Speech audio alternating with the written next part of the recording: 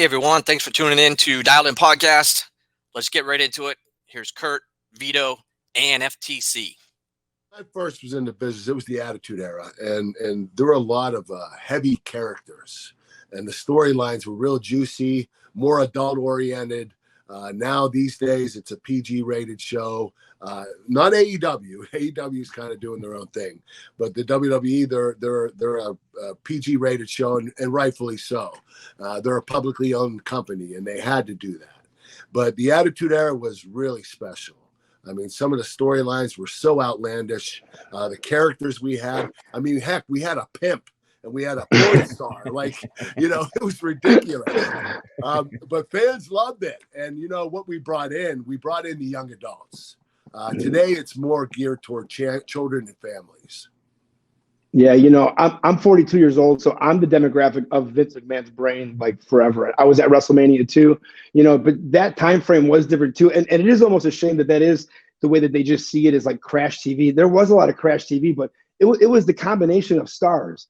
The stars that you guys all were. I mean, even you coming from the we were stars. I mean, Triple H, Undertaker, Kane, Stone Cold Steve Austin, The Rock, Kurt Angle, Chris Benoit, Eddie Guerrero. I mean, the list goes on and on. Edge, Christian, there were so many big stars on the show. I mean, the crazy thing is, if half of them got injured, they wouldn't miss a beat with the ratings because everybody else was still as popular. So when Stone Cold went out with his neck injury for a year, everybody was freaking out. Oh my God, Stone Cold's gone. Ratings still stayed up. It's just they had a tenacity of building great talent and making them superstars back then. Today, it's a little more difficult, and I think it's because it's more action-packed now and, more wrestling-oriented, and they do a lot more high-flying stuff, more acrobatic stuff. So it's a little bit different today than it was then.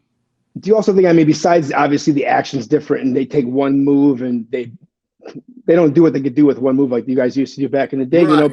But the forcing of having to do a cool move, it seems to be kind of like a weird death of the business. I tell everybody it started with Jerry Lynn and Rob Van Dam. Those matches back in like 97, 98, then into 99, everybody started emulating that after that. You guys on TV, you had the main event style, but when did that start crossing into that main event style where you guys did more big bumps than say, I would say when RVD and Rey Mysterio became main eventers, those guys, when they came up through the ranks and made their way to the top, that's when people paid attention and said, wow, these stunts are incredible. So, it just had WWE didn't have a lot of the high flyers and guys that were doing crazy stuff until that particular time. They did here and there, but consistently, that's when it started. Got it. Yeah, definitely. It's a unique time. So as in life, we fast forward 100 years, but I'll pull off a little bit. Frank, how about you, sir? Yeah, I was going to say, obviously, I'm a little bit younger, so I'm 32. So my first introduction to wrestling was essentially the Attitude Era. No offense, Kurt, I was a WCW kid, like 97, 98, no 99. problem with that. I understand. But, my first WWE pay-per-view I bought was Wrestlemania 17 because that was the first show after WCW had been purchased. Right. So from there on, it was just linear. I just continued my fandom right into that. And some of the most fond memories of my life and of my childhood were of wrestling between the ages of like 8 and 13 for me. And, some people decided to continue being wrestling fans like myself, and some people essentially grew out of it. But I think nowadays, like that audience is very loyal, all Veto, myself, and obviously millions around the world. And obviously you guys played a huge factor in that. I'm interested in the sense of, like, you said you keep up with AEW to a degree, and I think you had publicly said that AEW had approached you in the past to possibly work together. What are your, AEW's vastly different. They use the middle finger constantly, unlike WWE. Yeah. They use the word shit often, and their styles of matches are very different. It's not like the main event style always that Veto had mentioned. It's more high spots and flips and dives left and right. So what's your take on AEW when you watch it? Like, what's some stuff you enjoy on it? What's some stuff that maybe you're not too keen on? Well, for AEW, the thing is, I think what they're trying to do, and they're doing a pretty decent job at it, they're trying to relive the Attitude Era. The middle finger and saying shit and the F word or whatever. They are trying to portray the wrestlers run the asylum. It seems like. I mean, because in the matches, they have a lot of matches and a lot of high flying stuff, stuff that, you know, gimmick matches, everything like that. And I think that the wrestlers actually, you know, they do have bookers, but I think the wrestlers pretty much control what they do. You know, in WWE, you're told what you have to do. You know, you're told by the upper peers, especially when Vince McMahon was running it. You know, you had to follow what he said. But script for script, match for match, you had to follow exactly what they wanted. And in AEW, they kind of let the guys do their own thing. And I think it's kind of cool. But at the same time, you know, it could be a little dangerous.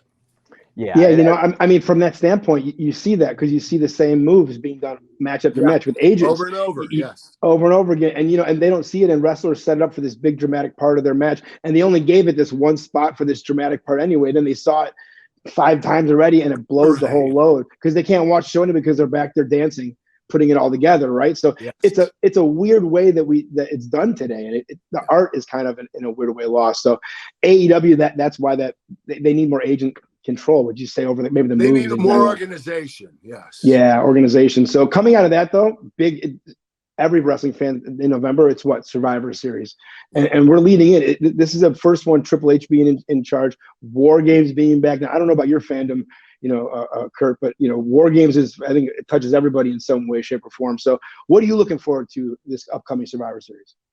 You know what? I'm looking forward to AJ Styles versus Finn Balor. I think that will be the match of the night. They're both incredible talents. AJ's probably the best in the company right now, and Finn Balor isn't far behind. I'm looking forward to Ronda Rousey versus Shotzi. I think that women's title match for the SmackDown women's title will be good. I think Shotzi has a little bit more to learn before she actually peaks, but she's making her way up there, and I think it's a great matchup. The War Games matches are incredible. You know, Roman Reigns and the Bloodline, the Usos, going up against Sheamus and McIntyre and Kevin Owens and Sheamus's cronies.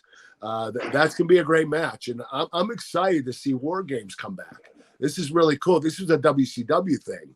So, you know, that's really cool that they actually added a WCW pay-per-view into the WWE pay-per-views. But, I mean, rightfully so. They own the WCW now. But you know, the female match, the War Games match, Bianca Belair's team versus Team Damage, that's going to be a good match, too. I'm just looking forward to see how much carnage they actually have. Yeah, you know, and these are the big events where you do step out. So you say someone like Shotzi, she can't become that next level main eventer until she gets some swings at the plate in these type of situations. Take us back in Kurt Angle's career a little bit when you were coming up, you know, European champion, Intercontinental champion, you know, kind of getting over, you know, and now you're in the ring with bigger stars. When was the first light switch? I'm sure you had many of them, but when was that first like main event light switch? Can you give us a situation you were in, or maybe a match or a scenario that takes us back to that time in your career? Well, I started out, I only trained for 7 months before I went on TV. It was really brief. And I wasn't ready by any means. Trust me. I didn't know what the hell I was doing. You know, I didn't understand how to structure a match. I knew how to follow. So what they had the wrestlers do when I started out was lead each match and talk me through it. So I didn't start getting in the hang of it until I beat The Rock for the World Championship. No mercy in 2000. It's a good time to start getting the hang of it. The light bulb went off in my head. Yeah. Not that I'm bragging that I beat The Rock or anything, but it was a good win for me. And it also brought me into my own of being able to start leading matches. Because when you're a heel, and I was a heel at the time, I was doing the unthinkable. I was following the babyface, which you don't do. The heel calls the match. That's how it runs, because the heel gets heat on the babyface. And he's able to get the babyface in a rest hold, tell him what the next spot is. So I started learning how to lead after that match with The Rock. What was it like? I mean, obviously, there's a feeling, right? You come back to the curtain and you feel older, like you feel like you graduated high school, or it's like something happened, right? But like, what he said something to you, or the referee said something to you? The call from the back did something. The crowd popped. What was there a certain? I'm so curious about this. The match was great, but I called audibles in the match, because we had a time issue where we had to put on more time, and I had to add more in the match. And I was able to do that. And that made me really proud that I started getting the hang of how to regulate a match when you're out there. And so I think that was the first sign for me. And that after that, I started leading all my matches, and I became a great leader after that. Wow, man, that's incredible. The Rock's a pretty special person too. That just two worlds collide. So hey, my first 2 world titles were against the 2 biggest names in the business, The Rock and Stone Cold. And it was only a year and a half I was in the business. It was I would say it's a decent resume there. Yeah, it doesn't get much better. Yeah, absolutely. So no, thank you for some of that feedback. And over time, we're going to go to you with some of that, because I'm always curious the mindset of a champion and the mindset of, like, in the moment when those transitions happen, because that's where the money's really made. It's the stuff between the moves and when you figure it out here. So again, someone like you, we can learn a lot from here. It's fantastic. Definitely. I'm all yours, man. Awesome. Well, coming through this, we will get some feedback more on Survivor Series. We will also ask you for some of your picks, coming up. And there's also going to be a Kurt Angle room where fans and users of Sport Hitters will be able to play right along with Kurt Angle himself. So anything in closing this week, Kurt, before we let you go back to your day? Yeah, I want to pick the winners. I'm banking on Sheamus and Drew McIntyre and the whole group to win. And the reason why is because Roman Reigns and the Usos are champions. This match will not hurt him if Roman Reigns gets pinned. And Sheamus needs a big win right now. Yeah. I think that Sheamus is going to go over on Roman Reigns, and that'll make him into a bigger star, and that will start a program between the two. I really think that's what's going to happen. That's such a solid WrestleMania. You know what? Before we get out of here, though, before we let you go, why don't we bring Tom in? Because Tom will give some odds. Tom, are you out there? There he is. Now I really am the third most over person in this room. Gee whiz. Hey, guys. How are you? Hey. Good, man. I've been sitting back here listening and learning a lot. Actually, you answered some of my questions already. One of the big ones was how you get through a match, and you answered it with the heel leads the match. Yeah. And I've always had that question: how does that stuff stay choreographed? So that was actually a really cool thing. But now I want to get into asking some questions about Survivor Series. I'm a novice, but when it comes to wrestling in 2022. But I have some questions, and I think between the three of you guys, you're going to help me come up with some really cool props for this. Number one is, obviously, I've been following Seth freaking Rollins. That's the guy that I've kind of said, this is my guy I'm rolling with. He's in a 3-man match this weekend. Austin Theory had this weird thing where he lost. He had that ability to use that money in the bank. He then lost, and now he's in with Bobby Lashley and Austin Theory. Is Austin Theory on his way out? Oh, you know what? Behind the scenes, I'm going to tell you what's going on with Austin. He was really, really, really, really pushed by Vince McMahon. Okay. And Vince loved him. But Vince unfortunately left. Yeah. And I think that the other crew, whoever stepped up in replacement of Vince, wasn't as crazy about Austin as Vince was. And I think that's the reason why you're seeing him go a little bit stagnant. But the kid's very talented, and he has a great look. So I think he does have a big future. I just think they're going to hold off for a little bit longer. Yeah. Hey, Kurt, let me ask you, in that situation, you're Austin Theory in the exact situation. All you can do is just shut your mouth and take the lumps, right? Or where do you stand up? Or like what advice would you give someone like Austin Theory? Sight unseen. Just shut up and stay out of the way. They'll eventually use him because he's really talented, and the kid can talk. He can wrestle. He's got it all. He has a great look. They're going to do something with him eventually. He just has to be patient. And he's very young. I mean, he's 25 years old. So yeah, he's just a kid. Yeah, super talented. So another big question I have is in regards to the bloodline. What weapons are they known for? The whole bloodline. The world titles. Yeah, the world titles. Yeah, winning. Yeah. Just winning in general. The pencil. Winning is their weapon. Yeah. Their weapon is they dominate. I mean, these guys, Roman Reigns has been undefeated for the last 2 years. Holy crap. Yeah, that's never happened before. No. And the Usos have been holding those titles for quite a bit of time, too.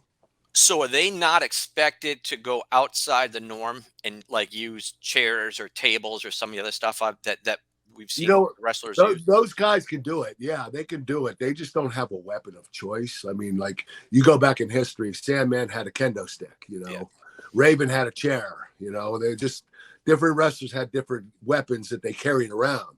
Those guys don't carry any weapons around, but they can use them. Okay. Same question would be in response to the Brutes. What are the Brutes known for using if they're going to use a weapon? They use like a shillelagh or a shillelagh, yeah, or like a cane, right? Like a cane, like one. I see something in the there. proper term is, but yeah. The kendo stick, you mean? It's not really a kendo stick, is it? Is it like what Finley used to use, which I think was considered a shillelagh? And with this 5-on-5, who are the real three? Is it only 3 members of the Brawling Brutes usually? When you think of the Brawling Brutes, is it only 3 or is there 4 or 5 usually? I believe there's 3. Yeah. And then Drew McIntyre and Kevin Owens are the other 2 talent that are going to be on the card. So I think it's just 3 total. All right. One of my questions, it was about this Shotzi girl, and I heard you talking her up a lot, really. My question was, why is she going against Rousey? Is this not a major, in the eyes of wrestling, is this a major mismatch? Yeah, it is. But it's going to elevate this girl, and they need that right now. And they love this girl, not because she's really, really talented in the ring. It's because she has a great character and her look is different and she can talk. And they love this girl. So they're going to try to get her better in the ring with her in-ring work. And nobody better than Ronda Rousey to get in the ring with. Well, you were a major part of Ronda Rousey's transition into the world of professional wrestling, being her first match, Kurt. And she, like you, came out of the box swinging so hard, right, with all the critics and a big bright light on her. You take us back to anything from that night? I mean, not the standard stuff you've answered a million times, but just in general, working around Ronda and that transition out of MMA, which is such a shoot, into this work. Ronda was a natural, and you know what? We told her everything she had to do, and don't get me wrong, she didn't learn psychology and how to improvise. She had to memorize the whole damn match. But we made that match. We built the match around Ronda. Everything was about Ronda. We made that match not for Triple H or Stephanie or Kurt Angle to shine, but for just Ronda Rousey to shine. This whole match was just for her. And we were all just moving parts in it. And she came out and kicked butt. I mean, she dominated, and she did better than we all expected her to. And that's a credit to Ronda Rousey. She did pick up on the business very, very quickly. She now is learning psychology at this point in time because you don't just pick it up overnight. It takes a couple years to learn that. So Ronda's getting she's learning that stuff now, and she's getting a lot better. Yeah, definitely. All right. So my last question about how to build the props. How does this Survivor Series lead to the run-up to WrestleMania? Is this the start of story building towards WrestleMania, or has that already begun? I think it's the buildup. I think it hasn't begun yet. I think they've had a couple matches that they planned from the last WrestleMania to the next WrestleMania that they wanted to make sure they had in their pocket. But for the most part, Survivor Series is when it all starts. And when it really, really starts is Royal Rumble in January. So Survivor Series might help 2 matches at WrestleMania to begin the 2 matches. But the Royal Rumble will help every other match. That'll be the beginning of it. But I would say that we'll probably most likely see Roman Reigns versus Sheamus at WrestleMania. I really believe that. And I think it's because Sheamus is going to beat Roman Reigns at Survivor Series. And Roman Reigns is going to have to do something about that. And eventually they're going to have to face. Maybe it might be at the Royal Rumble, but I think they're going to push it to Mania. Wow, Frank Clown sitting here. He didn't move a muscle on that. This is big news. Wait, this is kind of big. If you lose in Survivor Series, if Roman Reigns gets pinned, does he lose his belt? No, it's not a title match. But odds are he won't get pinned, right? There's 4 other members of his team. Somebody like Sami Zayn, where that carries. I will say this. This is the perfect time for Roman Reigns to take a fall. Because it doesn't hurt him. It won't hurt him at all. Yeah. And that's why I think they might take advantage of this and actually surprise everybody and beat Roman Reigns. And doesn't it also give it also gives him that what if for his WrestleMania main event match? Because if he goes to Mania unbeaten, now you don't know if he's gonna win. Yeah. Right. So like sometimes the losses you get more out of a loss than you can a win. And this is the perfect scenario for it. He needs that right now because he's dominating so much that people are like, oh shit, he's predictable. He's gonna win again. So they got to do something about that to make him human. Let me ask you this, Kurt. If you're the booker coming out of this, Ussy's getting hot. The whole thing with Sami Zayn's getting hot. You know, the twins. What do we do with them next? Who spills out of this and gets the most out of this coming out? Because arguably, Sami Zayn could be world champion somehow. They could put him. Right. You're absolutely right. Honestly, I don't know. That's a tough pick. You know what? I'm going to stay silent on that one because I really don't know. Well, Kurt, I gotta. Go ahead, Frank. Real quick, I want to, I feel like obviously you're known for the wrestling accolades and so many of them, but I think, what people, almost an underrated part of your game was the comedic aspect of it. You have so many legendary comedic segments, and Sami Zayn, I feel like there's a good comparison between the two of you. Entertaining as hell. You're right. Yeah. A lot of those backstage segments he's done with the Usos where he's making them break live on camera over and over and over. You have to love those, right? Oh, yeah, it's getting him over. It's making him more popular. It's making him a huge star. Yep. All those funny segments, they really add credibility to you because they show the fans that you're not just a great wrestler, but you're a great entertainer overall. And Sami Zayn's kicking butt right now. Yeah. You know who he has to be watching? Remember the movie What About Bob? He's got to be pulling from What About Bob. No, like there's so much about that What About Bob. I'm like, it's What About Bob, and no one's called it, but I think there's it's some What Larry About David, Bob. Curb Your You know what? Enthusiasm You're within absolutely him. right. Doesn't he have that What About Bob where out of nowhere he's like in your face and you're like, Bob, give us a break, Bob, right? And then the family loves him, but some doesn't. It's a What About Bob. Yeah. Bill Murray, yeah, it's such a great movie. Yeah. Before I get out of here, I just asked one extra question for Kurt, and actually, it's about your college career. Mm-hmm. So, as you can see behind me, I'm a Sun Devil. I went to ASU, and I was there back in the day when they had Bobby Douglas, and they were a perennial power. Now, one of my best friends was a wrestler in the 188 division. What division did you wrestle in back then? I was heavyweight, but I was a very small heavyweight. I weighed 198. Yep. I could have wrestled 190, but I didn't have to cut the weight because I was winning all my matches. So I wrestled heavyweight. I wrestled at 275. I weighed under 200 pounds, and I had a very incredible college career. I won 2 NCAA Division I titles. Yeah. And I was runner-up one year. So I had a great career in college, and what that did was gave me the confidence to go to the next level, which is the world team and Olympic team levels. Yeah. And because of my college career, that actually gave me the confidence to move on. I'll say this from the outside too, as a fan that's kind of followed you, being a wrestler and an amateur wrestler prior, you understood how to control hips better than anybody. And I think that's why you could have wrestled anybody, no matter how much bigger they were than you, is because you understood the difference of your size and somebody's hips. Yeah. Just a little bit. My positioning was incredible. You're correct. Exactly right. My hips were awesome. I kept them underneath me at all times, and I never broke positioning. And that's the reason why I was able to go with those big guys. Just an incredible career from that standpoint. And people don't, it's like today MMA world, like people react to that kind of stuff. But if UFC would have been where it was at today, back then, you would have been a major grappling star, like looked at like oh my God, Randy Couture. It would have been like Randy Couture, where people like just think he's like the master, guy. I think you would have gotten that accolade because you would have just smoked all of them at that point. Well, so that's I interesting. wrestled a lot of those guys. I actually competed against Dan Severn. I competed against Mark Coleman, Mark Kerr, Randy Couture. So I was competing against those guys, not in fighting MMA, but wrestling. Yeah. But those guys, they really clung to MMA pretty good, and they picked up on it, and they started learning a lot of jiu-jitsu and striking, and they became incredible fighters. And I think I would have been pretty decent as well. Yeah, Mark Kerr, man, dominating. The main event champion he could have been if it wasn't for obviously some of his personal life stuff. But he could have transitioned just like you, no? Oh yeah. Mark Kerr was special. He was one guy that I couldn't beat for a couple of years, and eventually I got his number. What I did is I started doing exhaust training, and what that entails is that you train till you're exhausted, and that's when the training starts. And you get in incredible shape, and you wear your opponents down. You score on them at will. And Mark Kerr, his biggest weakness was he got tired. Yeah. Other than that, he was dominating. I literally watched him dominate Bruce Baumgartner, the Olympic gold medalist at super heavyweight, in a practice one day. He was taking him down left and right. He was so strong and quick and agile. And I thought, man, I'm never going to beat this guy. And I figured out a way by doing the exhaust training. But Mark Kerr, he was one of the most dominating wrestlers I've ever been on the mat with. Man, so true, so true. Go ahead, Mitch. All right. Well, I got to go make some props. I'm going to let you guys finish up here. I'm going to go make some props. Thanks again, Kurt, and I look forward Thank to you, the Tom. weekend. All right. See you guys. Bye, guys.